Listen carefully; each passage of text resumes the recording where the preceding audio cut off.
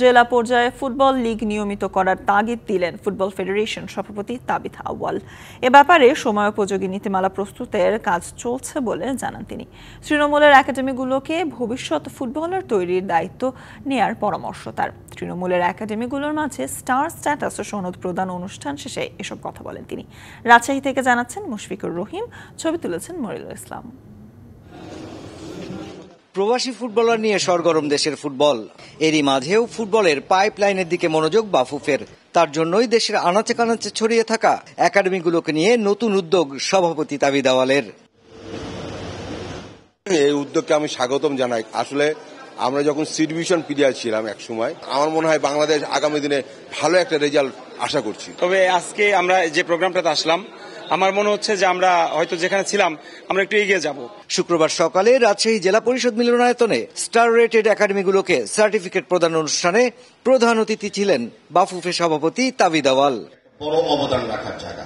Lily হালাল beauty soap, BSTI কর্তৃক সনদপ্রাপ্ত দেশের প্রথম হালাল বিউটি সোপ, দীপ্তিময় উজ্জ্বল ত্বকের জন্য। বাফুফের ভাবনা এইসব একাডেমি হয়ে উঠবে দেশে ফুটবলার তৈরির অন্যতম স্টেক হোল্ডার। অনেকের স্বপ্ন দেখছে আমরা বিশ্বকাপও খেলবো, তো একাডেমি ছাড়া কোনো পাইপলাইন হতে পারে না। তাই সময় এসেছে যে যেখান থেকে প্লেয়ার শুরু আপনারা, সেখানে আমরা আগে কাজগুলো আমরা শুরু করি। তাই আমাদের আজকে একসাথে হওয়া। অনুষ্ঠানে সারা দেশের মোট 268টি একাডেমিকে এবং 17টি একাডেমিকে 2 স্টার স্ট্যাটাস দেওয়া হয়। এছাড়া নতুন 110টি একাডেমিকে অ্যাফিলিয়েশন দেওয়া হয়। পাশাপাশি শীঘ্রই জেলা লীগ নিয়মিত করার তাগিদ বাফুফে সভাপতির। আমরা এমনভাবে আবার চালু করতে চাই যেন সাস্টেইনেবল থাকে, যে কোনো ব্যক্তির উপরে বা কোনো অর্গানাইজেশন নির্ভরশীল না থাকে, লিগগুলি চলমান থাকবে। বাট আমরা বিশ্বাস করি যে আমরা ফাংশনিং একটা রুলস নীতিমালা তৈরি করতে পারলে বাকি সময় লিগগুলো চলমান করতে খুব ইজি হবে। আমরা গভর্নমেন্টের সাথে এই ব্যাপারে কথা বলেছি। তো গভর্নমেন্ট বিভিন্ন ক্রীড়ার সামগ্রী প্লাস কোচিং এগুলোর জন্য আমাদেরকে ফেডারেশনকে সহযোগিতা করবে, তার মাধ্যমে গভর্নমেন্টের আমরা একটা সহযোগিতা পাবো।